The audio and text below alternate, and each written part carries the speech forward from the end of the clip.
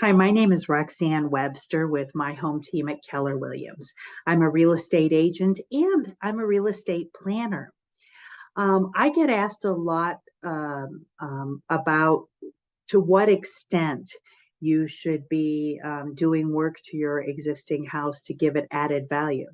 And that's an important question, right? Because a lot of the wealth that most of us have that's going to be used for our care as we get older is going to come from that house, right?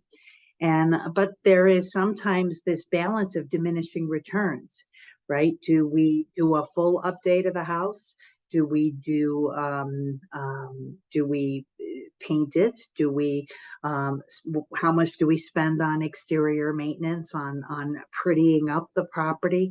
And this really is an individual case, depending on the condition of your house, the speed with which you want to do your move, and the type of resources you have to improve the property before selling it. And obviously, planning is key to that.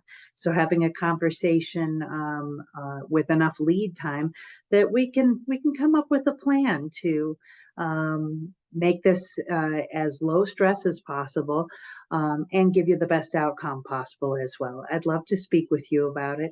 Again, I'm Roxane Webster, your real estate planner.